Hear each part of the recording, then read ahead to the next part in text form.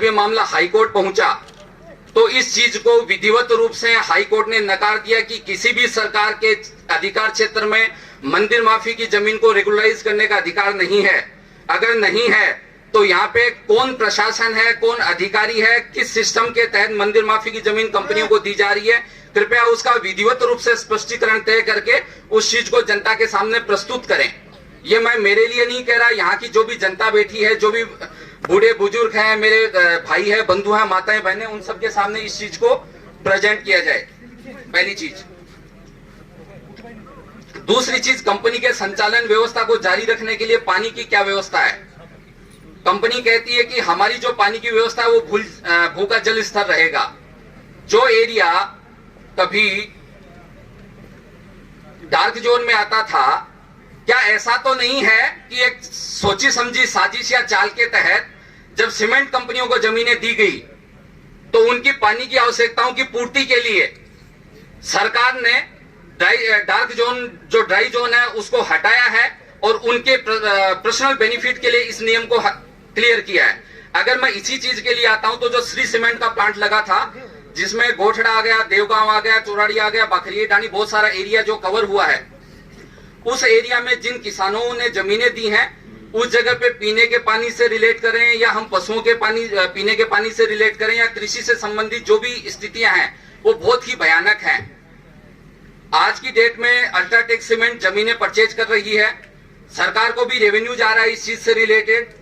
तो मेरी ये स्पेशली मांग है कि इस चीज की तरफ माननीय एडीएम साहब सरकार के सामने इस चीज की मांग रखें कि जो नहरी पानी आ रहा है उस नहरी पानी को जल्द से जल्द नवलगढ़ विधानसभा में स्वीकृत करवाकर उस जल परियोजना से नवलगढ़ को जोड़ने का कष्ट करें, ताकि आने वाले समय में इस समस्या का परमानेंट छुटकारा हो सके।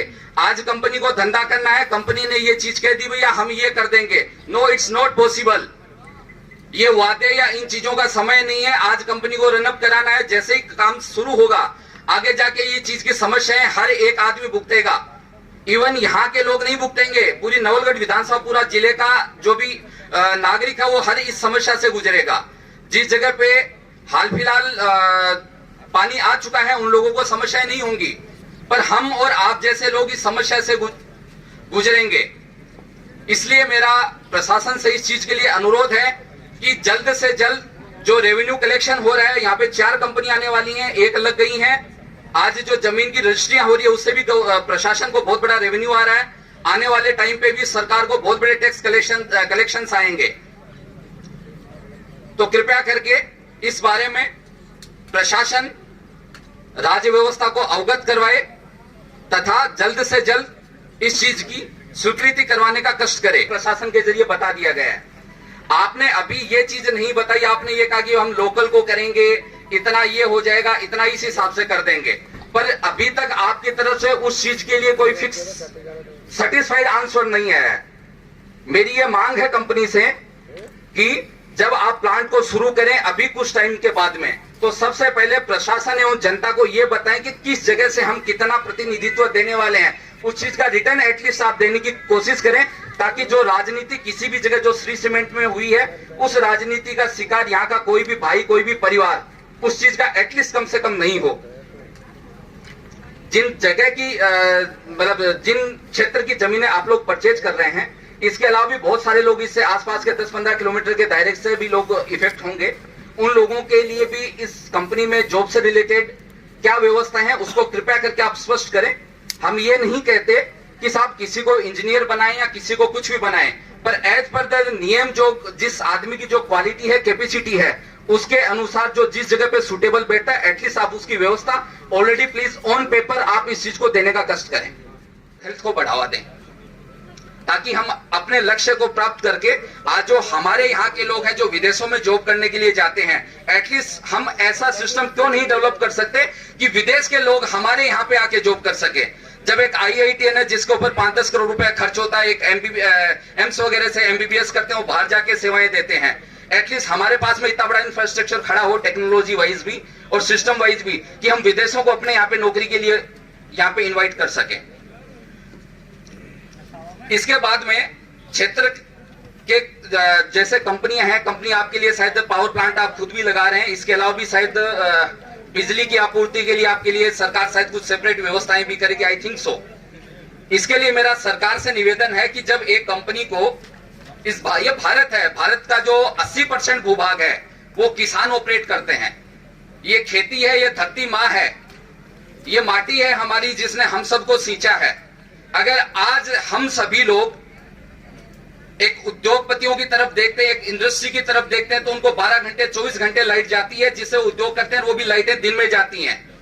तो मेरा यहाँ के प्रशासन से भी अनुरोध है, कृपया करके आप एक सिस्टमेटिक मांग उठाएं, आप अपनी तरफ से दें, हम भी अपनी तरफ से मांग उठाएंगे। जब आप लोगों को 12 घंटे 24 घंटे लाइट दी जा सकती है तो एटलीस्ट यहाँ के किसान और यहाँ के विधानसभा के, यहाँ के क्षेत्र के जो भी लोग हैं, उनको कम से कम 12 घंटे फुल लाइट दी जाए, जिससे वो बोरिंग चला सके और बाकी जो भी घरेलू लाइट है वो 24 घंटे देने की व्यवस्था सुनिश्चित करे। इसमें आपका जो भी भागीदारी होगी, आप अपनी तरफ से कोई प्लांट में एक्सेस लाइट वगैरह है वो जनता को किस हिसाब से डिस्ट्रीब्यूट कर सकते हैं, या फिर सोलर पैनल में जो आसपास के लोग हैं उनको क्या व्यवस्था CSR के थ्रू क्या फंडिंग देके उन लोगों का जीवन स्तर सुधार सकते हैं। इस चीज से रिलेटेड कोई भी हो तो कृपया करके आप इस चीज के ऊपर भी ध्यान दीजिए।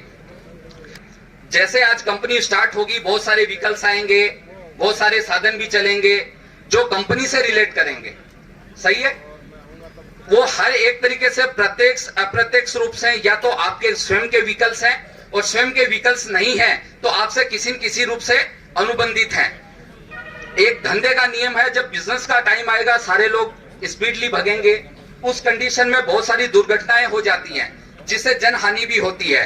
तो कृपया करके आप इस नीति को स्पष्ट करें कि कल को कोई भी आदमी आपके किसी भी व्हीकल या आपसे अनुबंधित व्हीकल से अगर डेथ हो जाती है तो एटलीस्ट एक किसान है, पशुपालक है, जो बेचारा सुबह दूध निकालता है, शाम को कमाता है, खाता है, अगर उसके घर से किसी भी आदमी की अगर डेथ हो जाती है तो वो कोर्ट कचहरी में ना जाके आप अपनी नीति पहले से स्पष्ट करें कि उसका क्लेम का रेशियो क्या रहेगा, 2 लाख देंगे, 5 लाख देंगे, 10 लाख देंगे, वो आप अपनी तरफ से नीति स्पष्ट करके जनता के सामने प्रस्तुत करें, ताकि कल को अगर किसी के साथ में भी इस तरीके का कोई भी हादसा होता है तो ये आम जनता उस चीज से दुखी नहीं हो। क्योंकि एक आदमी है, कल को कोर्ट कचहरी में अपने सुबह शाम की रोटी का जुगाड़ करेगा, या फिर वो कोर्ट कचहरी लड़ने के लिए अपने केस लड़ने के लिए अपने मुआवजे के लिए कोर्टों में दौड़ेगा। ये चीज पॉसिबल नहीं है कि एक इंडस्ट्री अल्ट्राटेक जैसी कंपनी, आदित्य बिरला ग्रुप जैसी कंपनी के सामने जो करोड़ रुपए का भी आज एक वकील खड़ा कर सकती है, गरीब आदमी है वो 1000 रुपए भी एक वकील को देता तो उसका दिल दुखता है। कृपया करके इस चीज को भी स्पेशल रूप से मेरा हार्टली रिक्वेस्ट है, आप इस चीज को मेंशन करें।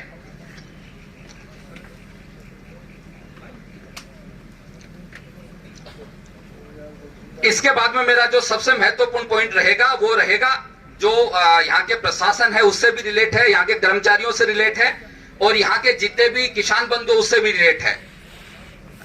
अगर हम फिस्कल डेफिसिट की बात करते हैं, अधिकारी समझ रहे हैं what I am saying, you are getting my points each and everything. Current time पे विश्व आर्थिक मंदी की दर से गुजर रहा है। विश्व में अगर हम कनाडा जैसी देश की बात करें, वो आज की डेट में लगभग 6 गुना इसमें रेट ऑफ इंटरेस्ट बढ़ा चुका है। रिजर्व बैंक, हमारे रिजर्व बैंक की लगभग 50% रेट ऑफ इंटरेस्ट बढ़ा चुका है। जिस टाइम पे हम आर्थिक मंदी की तरफ जाते हैं उस टाइम पे सोना और प्रॉपर्टी ये सबसे बड़े सिक्योर निवेश के रूप में काउंट होते हैं। जो भी बिजनेसमैन जब आर्थिक मंदी की तरफ जाता है तो या तो प्रॉपर्टी में निवेश करता है या सोने में निवेश करता है। आज के टाइम पे पूरे इंडिया वाइज भारत देश भी है, वो भी आर्थिक मंदी की तरफ जा रहा है। तो मेरा कंपनी से निवेदन है कि जब देश आर्थिक मंदी की तरफ जा रहा है, आप लोग जो मुआवजा दे रहे हैं वो इस टाइम पे पर्याप्त नहीं है, क्योंकि यहाँ जितने भी अधिकारी बैठे हैं, चाहे माननीय एडीएम साहब हो, चाहे एसडीएम साहब हो, जिस टाइम पे सैलरी की बात आती है, वेजेज की बात आती है, वेतन आयोग की बात आती है, सारे लोग सड़कों पे आ जाते हैं। इवन चाहे पुलिस प्रशासन हो या आप कर्मचारी कंपनी के एम्प्लॉइज हो, जब आपके वेजेज की बात आती है आप भी अपनी कंपनी से लड़ते हैं।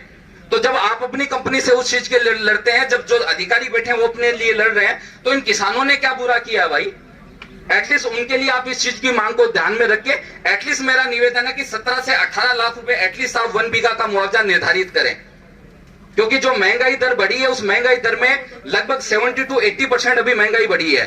और हाल फिलहाल as per the RBI data हम 8.5% की महंगाई दर से इस टाइम पे हम सर्वाइव कर रहे हैं, जिस कारण दिन प्रतिदिन रिजर्व बैंक ऑफ इंडिया अपनी महंगाई दर है उसको बढ़ा रहा है, रेट ऑफ इंटरेस्ट बढ़ा रहा है। तो कृपया आप इस चीज की तरफ थोड़ा सा फोकस कीजिए किसानों की तरफ से भी ये मांग है एटलीस्ट 17 से 18 लाख रुपए पर बीघा का आप उस चीज के लिए क्लियर कीजिए। है 20 का तो बहुत बढ़िया है। मैंने तो एक जो आंकड़ा दिया है वो आंकड़ा as per the reserve bank का आंकड़ा दिया है, जो 70% महंगाई दर बढ़ी है। मैंने फिक्स वो आंकड़ा दिया है, ऊपर की जो डिमांड है वो कंपनी की मेहरबानी की कंपनी क्या करती है।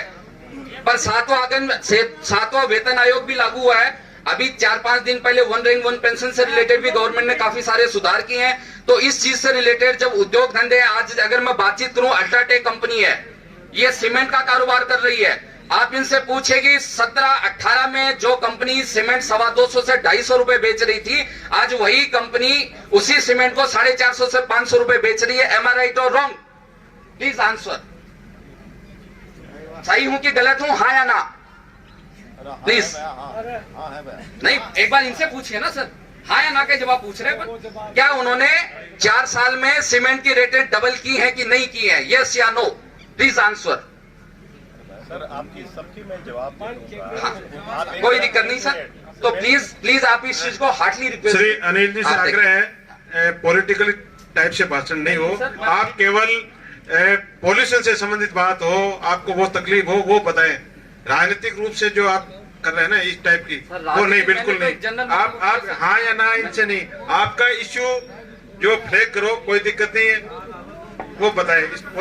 इस कंपनी को, सीमेंट कंपनी लगने से पॉल्यूशन को क्या नुकसान हो सकता है, आपका पर्यावरण क्या दूषित हो सकता है, उसके बारे में बताएं। आपका पानी खराब हो, आज अगर किसान जमीन बेचेगा तो कल को खरीदेगा तो उसके हम जो मुआवजा दे रहे हैं वो इसी चीज के लिए तो दे रहे हैं कि दोबारा जाके बसेगा कहीं।